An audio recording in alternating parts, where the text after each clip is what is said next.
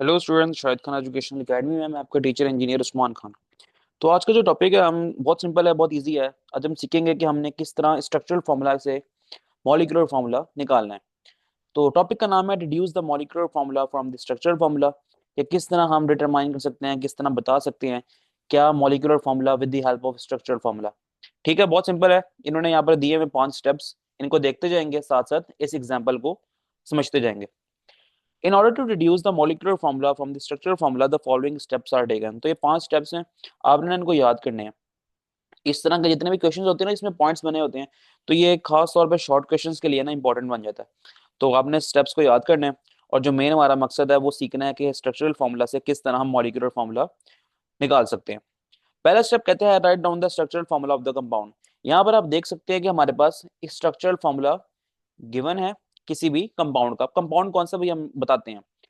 तो यहाँ पर आप देखें, ये स्ट्रक्चरल फार्मूला गिवन है। स्ट्रक्चरल फार्मूला होता क्या है कि हमने एटम टू एटम अरेंजमेंट किस तरह हुई हुई है, कि किस तरह एटम्स टू एटम्स अरेंजमेंट है, किस तरह इनके दरमियान में बॉन्डिंग हुई हुई है, कहाँ पर सिंगल बॉन्ड है, कहाँ पर डबल बॉन्ड है।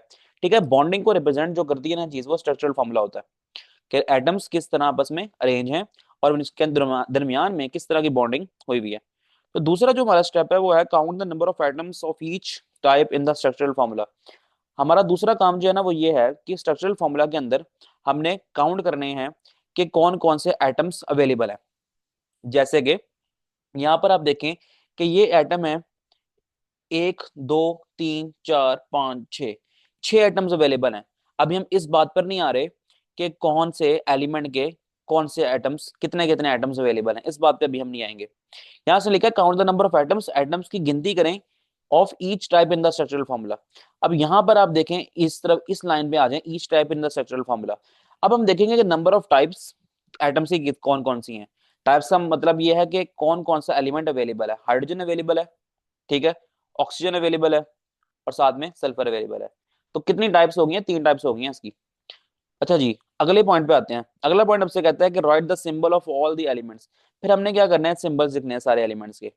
हाइड्रोजन है तो पूरा हाइड्रोजन नहीं लिखेंगे, HYDROGEN, इस तरह नहीं लिखेंगे हम बिल्कुल भी। ठीक है, हमने सिर्फ हाइड्रोजन का सिंबल लगाना है जो कि होता है H।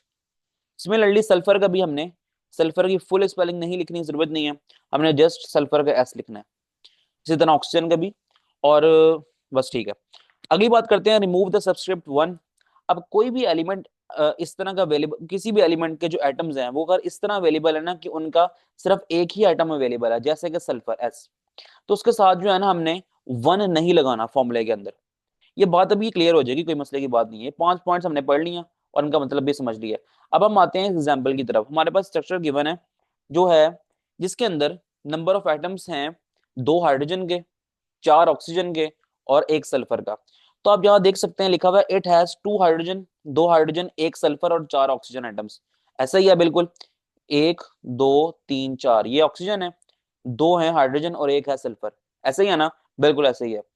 अब मॉलिक्यूलर फॉर्मूला लिखने का तरीका जो बताया था उसने उसने कहा है कि मॉलिक्यूलर फॉर्मूला हम किस तरह लिखेंगे। हम यहाँ लिखेंगे कि हाइड्रोजन 2 है तो H2 लगा देंगे नीचे। सल्फर कितना है? सल्फर 1 है, तो उसका सबस्क्रिप्ट 1 नहीं लगाना हमने, सल्फर के साथ 1 नहीं लगाना, सल्फर का सिंपल S ही लगा देंगे। अगर सल्फर 2 होते फिर हम S2 लगा देते। यहाँ सल्फर है ही एक, तो सिर्फ हम जस्ट हम सिंपल S लगाएंगे। यहाँ पर कोई भी 1 2 3 कुछ इस तरह का नहीं लगाने लगे। ओके, H2S और 4 कितने, ऑक्सीजन कितने हैं? वो 4 हैं, तो H2SO4, H2SO4, ये हमारे पास बन गया मॉलिक्यूलर फॉर्मूला। तो कोई मसला तो नहीं होगा, बिल्कुल सिंपल सा है। आपने जस्ट ना इसका स्ट्रक्चरल फॉर्मूला आपको मिल जाएगा। अगर पेपर में आता है क्वेश्चन 2 नंबर का तो स्ट्रक्चरल फॉर्मूला गिवन होगा। आपने जस्ट बताना है कि कितने कितने इसमें सर्टेन एलिमेंट्स के एटम्स अवेलेबल हैं और इसका फॉर्मूला फिर क्या होने लगा। तो 3 4 एग्जांपल्स हैं, अच्छे से याद हो जाएंगी, कोई ऐसी बात नहीं है। आगे चलते हैं। एक और प्रॉब्लम है जिसमें लिखा हुआ है कि मॉलिक्यूलर फॉर्मूला बताएं किसका, एसिटिक एसिड का, और इसका स्ट्रक्चरल फॉर्मूला ये है CH3 C double bond O, फिर आगे सिंगल बॉन्ड O, फिर सिंगल बॉन्ड H। तो इसमें अब आप काउंट करें कार्बन कितने हैं। एक ये, एक ये, 2 कार्बन है तो हम लिख देंगे 2 कार्बन 2 C। ठीक है, कार्बन पूरा नहीं लिखेंगे, जस्ट सिंबल लिखेंगे, क्योंकि हम ऊपर मेथड्स में भर के आ चुके हैं, हमने जस्ट सिंबल की बात करनी है इसके। और देखें हाइड्रोजन कितने हैं। ये 3 हाइड्रोजन यहाँ पर लगे हुए हैं, एक यहाँ लगा हुआ है, 3 और 1 कितने हो गए? 4 हो गए। तो हम कहेंगे हमारे पास 4 हाइड्रोजन है। उसके बाद देखें ऑक्सीजन कितने हैं, एक ये और एक ये, कितने हो गए? 2 हो गए। फिर हम लिखेंगे हमारे पास है 2 ऑक्सीजन। हो गया। अब हमने इसका लिखना है मॉलिक्यूलर फॉर्मूला। तो मॉलिक्यूलर फॉर्मूला क्या है, 2 कार्बन है, C2 आ गया, बिल्कुल ऐसे ही है। हाइड्रोजन कितने हैं, 4, तो H4 आ गया। और ऑक्सीजन कितने हैं, 2, O2 आ गया। तो ये हमारे पास बन गया जी एसिटिक एसिड। तो जस्ट इसी तरह 2 एग्जांपल्स हमने कर लिए हैं। अब हमारे पास एक्सरसाइज में 3 क्वेश्चंस गिवन है। तो ये बहुत ही आसान है, बहुत ही सिंपल है। हमारा बस यही काम है कि हमने करना क्या है, हमने नंबर ऑफ एटम्स काउंट करने हैं, उसके बाद हमने इसका फॉर्मूला लिखना है, कौन सा, मॉलिक्यूलर फॉर्मूला। ओके, अब हम चलते हैं, हमारे पास जो पहली एग्जांपल है वो है फॉस्फोरिक एसिड की। फॉस्फोरिक एसिड, इसका जो स्ट्रक्चरल फॉर्मूला है वो यहाँ पर हमें गिवन है। हमने जस्ट ये बताना है कि इसमें कौन कौन से एलिमेंट्स के कितने कितने एटम्स अवेलेबल है। तो कोई मसले की बात नहीं है। सबसे पहले आपने ना ये देखना है कि इसमें हाइड्रोजन कितने हैं। एक ये हो गया, एक ये हो गया, एक ये हो गया। कितने हाइड्रोजन हो गए हैं, तो आपका जवाब होगा हमारे पास हो गए हैं 3 हाइड्रोजन, यानी कि हम लगा देंगे 3H, फिर कॉमा लगाएं। ठीक है, उसके बाद हमने देखनी है कि हमारे पास आप देख लें कि ऑक्सीजन कितने हैं। ठीक है, फॉस्फोरस देख लें, फॉस्फोरस एक ही है ना भाई, हमने लगा देते हैं। हम सिर्फ 1P लगाएंगे, थोड़ा गलत हो गया, इसको ऐसे कर लेते हैं 1P। उसके बाद ऑक्सीजन कितने हैं, 1, 2, 3, 4। कितने ऑक्सीजन हो गए हैं, 4 ऑक्सीजन हो गए हैं, तो हम लगा देंगे 4 ऑक्सीजन। ठीक है, अब इसका हमने जब लिखना हो फॉर्मूला, मॉलिक्यूलर फॉर्मूला, इसका मॉलिक्यूलर फॉर्मूला क्या होगा, हाइड्रोजन कितने हैं, 3, तो लगा देंगे हम H3। पी कितने हैं, 1, तो जस्ट हम सिंपल पी लगाएंगे, 1 नहीं लगाते इसके साथ। ठीक है, और ऑक्सीजन कितने हैं, 4, तो H3PO4 हमारे पास बन गया इसका मॉलिक्यूलर फॉर्मूला। पहला स्टेप ये करना है, अगला स्टेप ये करना है, इसको एज इट इज इसी तरह सॉल्व करना है जिस तरह मैंने आपको बताया। क्योंकि हमने सिर्फ देखा है ना बुक में किस तरह सॉल्व किया है, जो जिस तरह बुक वालों ने फॉलो किया ना तरीका, हमने भी एज इट इज वही करना है। तो ये 2 स्टेप में हम आपकी जो है रिक्वायरमेंट, 2 नंबर का क्वेश्चन आएगा, ये तो पूरा हो जाएगा। तो जी नेक्स्ट जो हमारा क्वेश्चन है वो है एन प्रोपाइल अल्कोहल। उसका स्ट्रक्चरल फॉर्मूला हमें गिवन है CH3 single bond, CH2 single bond, CH2 single bond, OH। तो कोई मसला नहीं है, इसमें हम वही काम करेंगे जिस तरह हमने ऊपर किया है। यहाँ लिखेंगे, पहले स्टेप में हम काउंट करेंगे कि हमारे पास कितने कितने एटम्स अवेलेबल हैं, कौन कौन से एलिमेंट के। तो सबसे पहले हमारे पास है कार्बन, 1, 2, 3, 3 कार्बन है, हम लिखेंगे यहाँ पर 3C।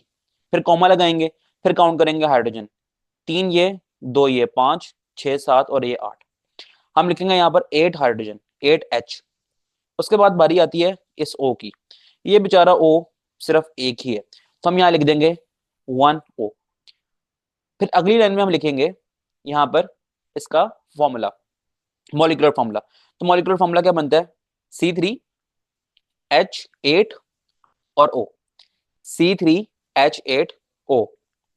तो ठीक है, आ गया समझ, तो आ गया होगा समझ, सब चलते हैं आगे। Write down the formula of calcium carbonate, structural formula is, यहाँ पर लिखा हुआ है C double bond O, C single bond O, फिर C सिंगल बॉन्ड O।